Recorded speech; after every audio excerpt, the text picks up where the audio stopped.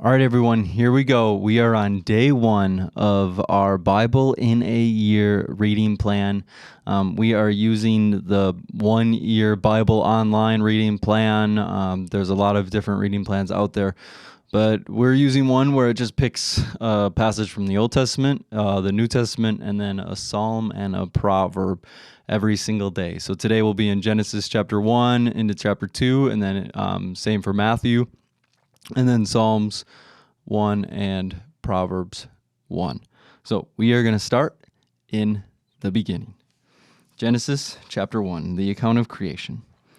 In the beginning, God created the heavens and the earth. The earth was formless and empty, and darkness covered the deep waters. And the Spirit of God was hovering over the surface of the waters. Then God said, "Let there be light," and there was light.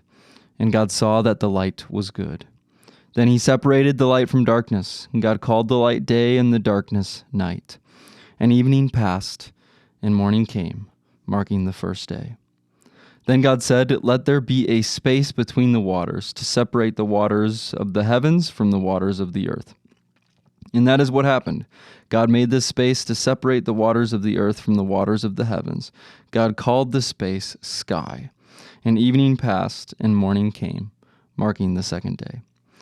Then God said, "Let the waters beneath the sky flow together into one place, so dry ground may appear." And that is what happened. God called the dry ground land, and the waters seas. And God saw that it was good. Then God said, "Let the land sprout with vegetation, every sort of seed-bearing plant, and trees that grow seed-bearing fruit. These seeds will then produce the kinds of plants and trees from which they came." And that is what happened. The land produced vegetations, all sorts of seed-bearing plants and trees with seed-bearing fruit. Their seeds produced plants and trees of the same kind, and God saw that it was good. And evening passed, and morning came, marking the third day. Then God said, "Let lights appear in the sky to separate the day from the night. Let them be signs to mark the seasons, days, and years. Let these lights in the sky shine down on the earth." And that is what happened. God made two great lights, the larger one to govern the day and the smaller one to govern the night. He also made the stars. God set these lights in the sky to light the earth, to govern the day and the night, and to separate the light from the darkness. And God saw that it was good. And evening passed, and morning came, marking the fourth day. Then God said, "Let the waters swarm with fish and other life. Let the skies be filled with birds of every kind." So God created great sea creatures and every living thing that scurries and swarms in the water, and every sort of bird, each producing offspring of the same kind, and God saw that it was good. Then God blessed them, saying, "Be fruitful and multiply. Let the fish fill the seas, and let the birds multiply on earth." And evening passed, and morning came, marking the fifth day. Then God said, "Let the earth produce every sort of animal, each producing offspring of the same kind, livestock, small animals that scurry along the ground, and wild animals." And that is what happened. God made all sorts of wild animals, livestock, and small animals, each able to produce offspring of the same kind. And God saw that it was good. Then God said, "Let us make human beings in our image, to be like us. They will reign over the fish in the sea, the birds in the sky, the livestock, all the wild animals on the earth, and the small animals that scurry along the ground." So God created human beings in his own image. In the image of God he created them. Male and female he created them. Then God blessed them and said, "Be fruitful and multiply, fill the earth and govern it. Reign over the fish in the sea, the birds in the sky, and all the animals that scurry along the ground." Then God said, "Look, I have given you every seed-bearing plant throughout the earth, and all the fruit trees for your food. And I have given every green plant as food for all the wild animals, the birds in the sky, and the small animals that scurry along the ground, everything that has life." And that is what happened. Then God looked over all that he had made, and he saw that it was very good. And evening passed, and morning came, marking the sixth day. So the creation of the heavens and the earth and everything in them was completed. On the seventh day, God had finished his work of creation, so he rested from all his work. And God blessed the seventh day, and he declared it holy, because it was the day when he rested from all his work of creation. This is the account of the creation of the heavens and the earth. The man and the woman in Eden. When the Lord God made the earth and the heavens, neither wild plants nor grains were growing on the earth. For the Lord God had not yet sent rain to water the earth, and there was no people to cultivate the soil. Instead, springs came up from the ground and watered all the land. Then the Lord God formed the man from the dust in the ground. He breathed the breath of life into the man's nostrils, and the man became a living person. Then the Lord God planted a garden in the Eden in the east, and there he placed the man he had made. The Lord God made all sorts of trees grow up from the ground, trees that were beautiful and that produced delicious fruit. In the middle of the garden he placed the tree of life and the tree of knowledge of good and evil. A river flowed from the land of Eden, watering the garden and then dividing into 4 branches. The first branch, called the Pishon, flowed around the entire land of Havilah, where gold is found. The gold of that land is exceptionally pure. Aromatic resin and onyx stone are also found there. The second branch, called the Gihon, flowed around the entire land of Cush. The third branch, called the Tigris, flowed east of the land of Ashur. The fourth branch is called the Euphrates. The Lord God placed the man in the Garden of Eden to tend and to watch over it. But the Lord God warned him, "You may freely eat of the fruit of you may freely eat of the fruit of every tree in the garden, except the tree of the knowledge of good and evil. If you eat its fruit, you are sure to die." Then the Lord God said, "It is not good for the man to be alone. I will make a helper who is just right for him." So the Lord God formed from the ground all the wild animals and all the birds of the sky. He brought them to the man to see what he would call them, and the man chose a name for each one. He gave names to all the livestock, all the birds of the sky, and all the wild animals. But still there was no helper just right for him.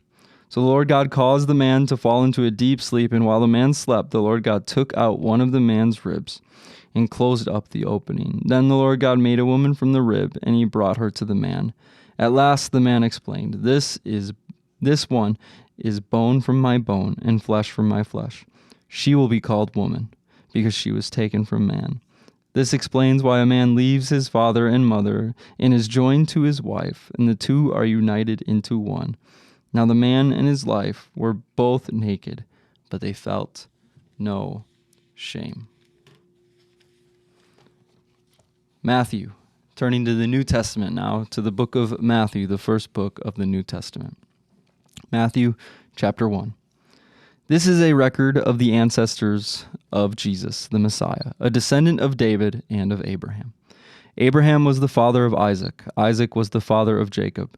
Jacob was the father of Judah and his brothers. Judah was the father of Perez and Zerah, whose mother was Tamar.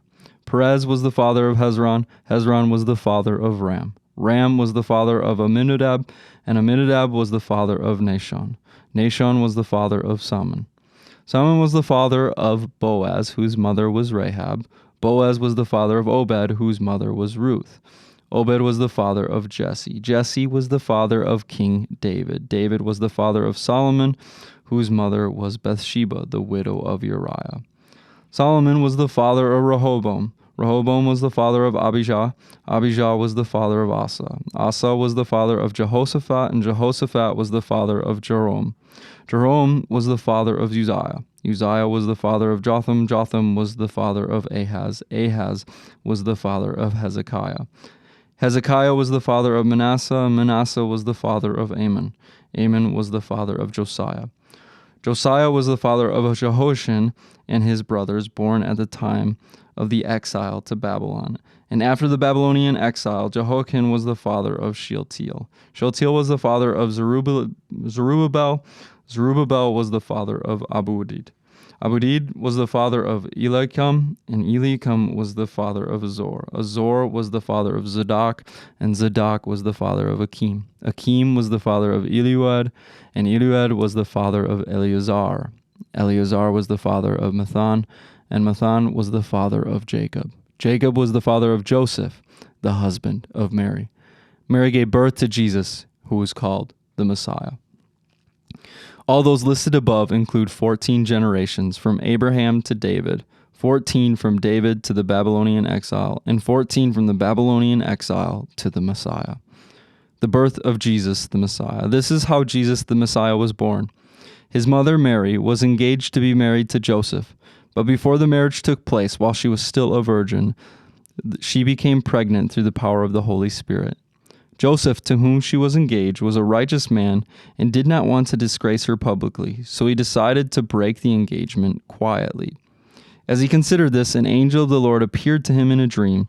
And Joseph, son of David, the angel said, "Do not be afraid to take Mary as your wife, for the child within her was conceived by the Holy Spirit. And she will have a son, and you are to name him Jesus, for he will save his people from their sins." And all this occurred to fulfill the Lord's message through his prophet. "Look, the virgin will conceive a child. She will give birth to a son, and they will call him Emmanuel, which means God with us." When Joseph woke up, he did as the angel of the Lord commanded, and he took Mary as his wife. But he did not have sexual relations with her until her son was born, and Joseph named him Jesus. Jesus was born in Bethlehem in Judea during the reign of King Herod. About that time, some wise men from the eastern lands arrived in Jerusalem, asking, "Where is the newborn King of the Jews? We saw his star as it rose, and we have come to worship him." And King Herod was deeply disturbed when he heard this, as was everyone in Jerusalem. He called a meeting of the leading priests and teachers of the religious law and asked, "Where is the Messiah supposed to be born?" "In Bethlehem in Judah," they said, "for this is what the prophet wrote. And you, O Bethlehem, in the land of Judah, are not least among the ruling cities of Judah. For a ruler will come from you, who will be the shepherd for my people, Israel." Then Herod called for a private meeting with the wise men, and he learned from them the time when the star appeared. Then he told them, "Go to Bethlehem and search carefully for the child, and when you find him, come back and tell me, so that I can go and worship him too." After this interview, the wise men went their way, and the star they had seen in the east guided them to Bethlehem. It went ahead of them, and it stopped over the place where the child was. When they saw the star, they were filled with joy. They entered the house, and they saw the child with his mother, Mary, and they bowed down and they worshipped him. Then they opened their treasure chests, and they gave him gifts of gold, frankincense, and myrrh. When it was time to leave, they returned to their own country by another route, for God had warned them in a dream not to return to Herod. We'll stop there and we'll jump over to Psalms. Psalms chapter 1.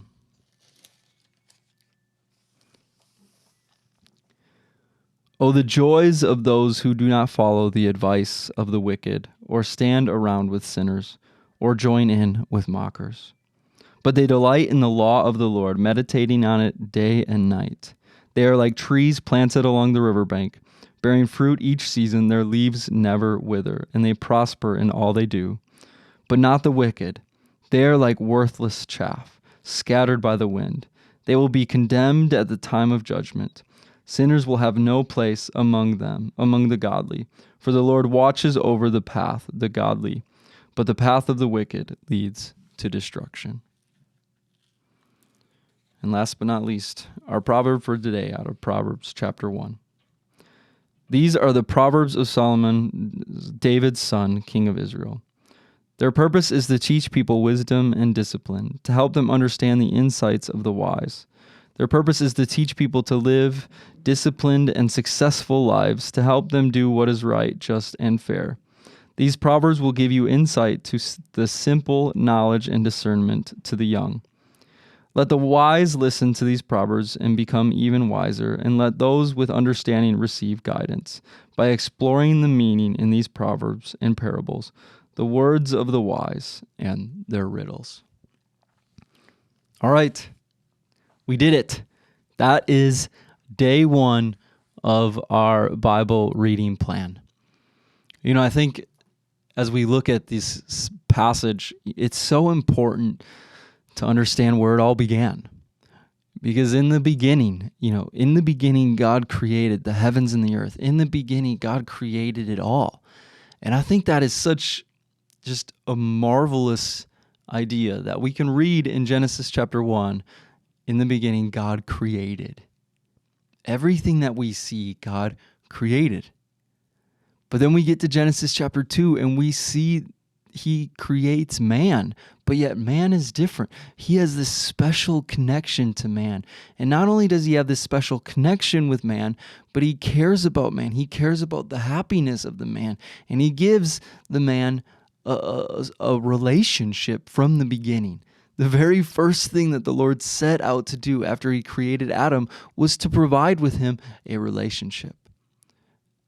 Not only do we have a relationship with the people around us, our friends, and specifically Adam, was starting to develop a relationship with Eve at that time, but we are able to have a relationship with God. In the beginning, God created all of this so that we could have a relationship with him. He did it all so that we could be with him.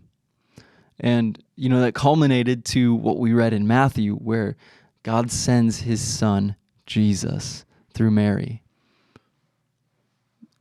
Jesus was sent so that he could come and die for our sins, which we'll probably hear about tomorrow as we look at Genesis chapter 3 and we go on. That's why Jesus came.